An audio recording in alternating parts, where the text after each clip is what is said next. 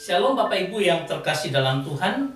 Kita akan melanjutkan pembahasan kita tentang spiritual formation, mengenai achievement atau pencapaian, dan kita sampai pada 274C3, artinya bahwa kalau kita melihat dari spiritual formation pathway yang sudah saya buat, ada lifetime achievement, settlement, dan kemudian lifetime achievement, ya.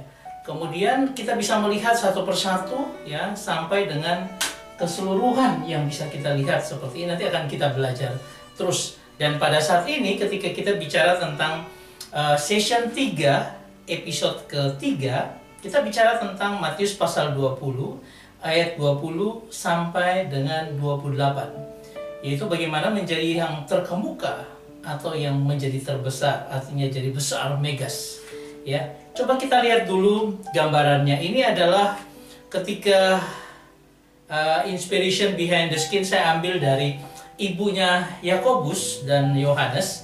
Ketika dia meminta untuk anak-anaknya, ada satu yang duduk di right hand, di sebelah kanan, dan yang satu di left, ya.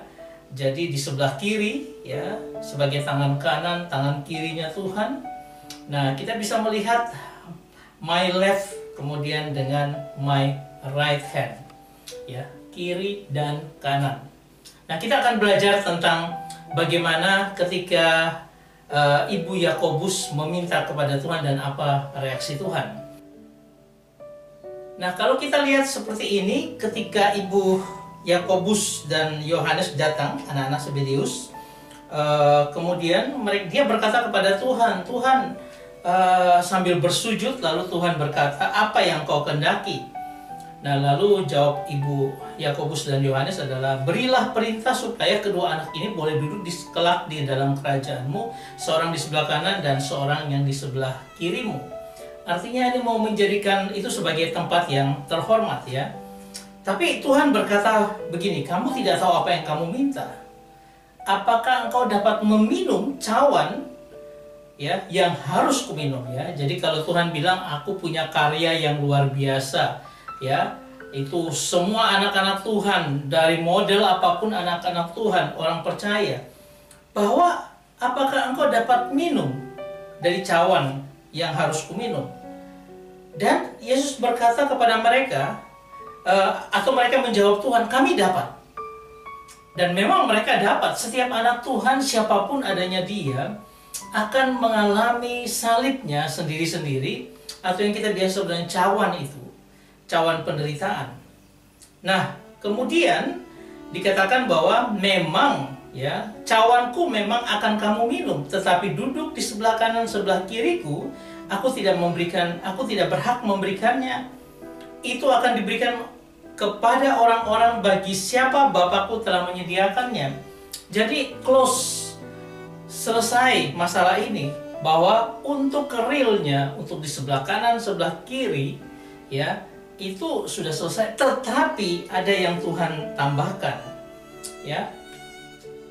Ayat 25. Tetapi Yesus memanggil mereka lalu berkata, kamu tahu bahwa pemerintah bangsa-bangsa memerintah rakyatnya dengan tangan besi, dan pembesar-pembesar menjalankan kuasa dengan keras atas mereka. Tidaklah demikian di antara kamu. Barang siapa ingin menjadi besar di antara kamu, hendaklah ia menjadi pelayanmu. Jadi kalau dari sini Tuhan lalu memberi dua pilihan bagi mereka. Ada yang bisa menjadi besar, be great. Kemudian pada ayat ke-27, dan barang siapa ingin menjadi terkemuka di antara kamu, hendaklah dia menjadi hambamu. Jadi ada dua posisi yang bergantung pada kualitas hidup orang, yaitu apa? Mau menjadi besar atau mau menjadi terkemuka. Lalu Tuhan jelaskan, kalau kamu mau jadi besar, kamu harus melayani dengan diakonos, ya, menjadi diakonos. Tapi kamu mau menjadi terkemuka, layanilah dengan doulos.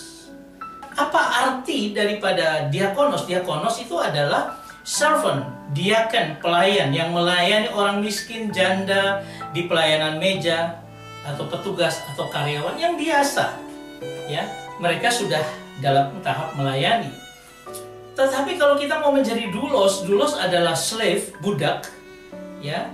Artinya apa? Dibebaskan dari dosa dan tahu diri dan mau mengabdi kepada Tuhan yang adalah Tuhannya.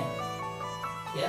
Jadi saya tahu diri bahwa saya orang berdosa yang sudah ditebus, kemudian saya mengambil inisiatif, saya melayani Tuhan seperti budak, saya melayani apapun yang Dia inginkan dalam kehidupan saya.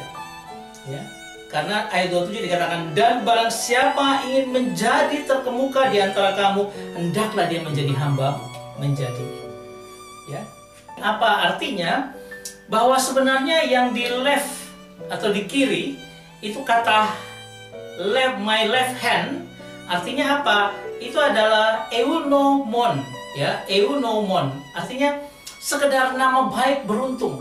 Bahwa ada orang-orang dalam kualitas posisi di kiri, itu dia adalah seorang yang sekedar beruntung. Karena kiri itu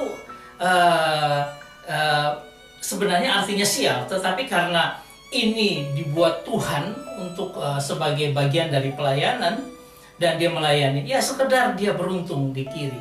Tapi ketika engkau mau jadi yang terkemuka, dia katakan my right hand atau dexios, itu artinya tangan kanan yang istimewa, ya, penuh dengan otoritas dan kehormatan. Itu berbeda sekali. Seorang yang melayani dengan doulos, ya, sebagai doulos, sebagai budak Tuhan, yang sungguh-sungguh menghambakan dirinya kepada Tuhan, Tuhan akan berkata, engkau akan menjadi yang terkemuka. Dan itu artinya engkau dengan penuh otoritas, kehormatan, engkau tangan kanan yang istimewa.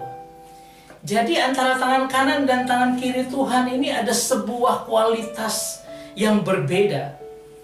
Ya. Nah, kalau kita baca pada ayat yang ke-28, ya, dikatakan sama seperti anak manusia datang bukan untuk dilayani, melainkan untuk melayani, doulos, dan untuk memberikan nyawanya menjadi tebusan bagi banyak orang. Dan Tuhan boleh berkata bahwa aku contohnya, aku ini adalah doulos itu. Ya. Dan kalau kita mau melihat, ya, bahwa seberapa jauh kita mau memberikan diri kita dengan minum cawan penderitaan, memberikan hidup yang terbaik, korban dari kita menentukan kita doulos atau diakonos, maka Tuhan itu adalah doulos dan itu menjadi teladan bagi kita. Jadilah orang-orang yang doulos, yang melayani Tuhan dengan sepenuh hati, berdasarkan kualitas pelayanan, bukan berdasarkan kuantitas saja pelayanan. Saya banyak sekali pelayanan gitu, tetapi kualitasnya tidak benar-benar melayani Tuhan, tapi melayani aktivitas atau kegiatan Tuhan. Beberapa waktu ini baru kemarin dimakamkan, ada 2 orang saudara kekasih kita yang saya kenal adalah Bu Trince dan suaminya Bapak Abraham Sahetapi.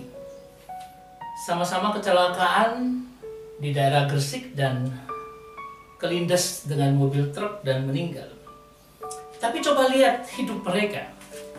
Bapak Abraham ini adalah seorang pemuji Tuhan, ya, song leader di gereja JKI Sion. Dari cerita-ceritanya, kalau dia membawa orang untuk datang kepada Tuhan dengan luar biasa. Dan dia seorang tamatan STT dan dia pernah mengajar guru di Petra. Dia melayani dengan sungguh-sungguh, ya, melayani sebagai pelayan Tuhan yang hatinya diberikan untuk itu.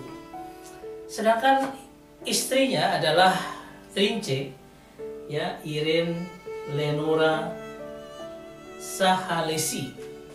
Itu adalah seorang karyawan atau pegawai di gereja GPIB Maranatha Surabaya.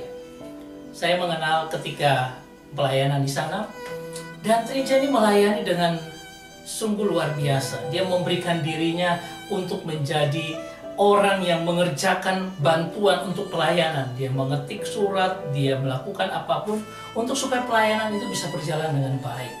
Dan dia melakukan itu dengan kesungguhan hati, melayani sebagai karyawan di gereja.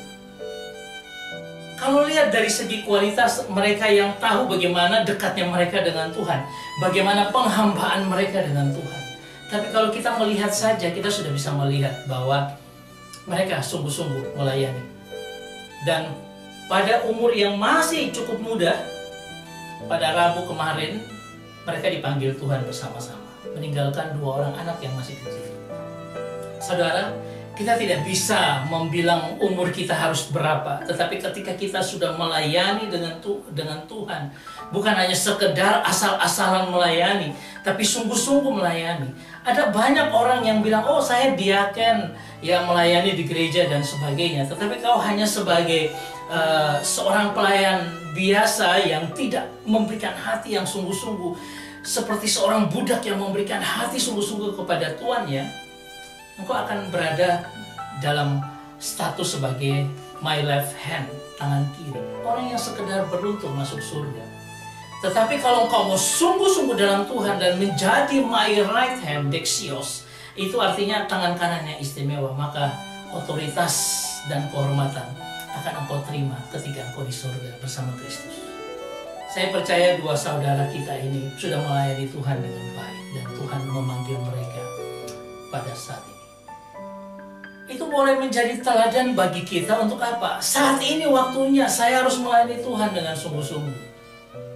Mungkin saya bukan seorang yang pengkhotbah, bukan. Tetapi saya melayani apapun, tetapi hati saya berikan untuk Tuhan.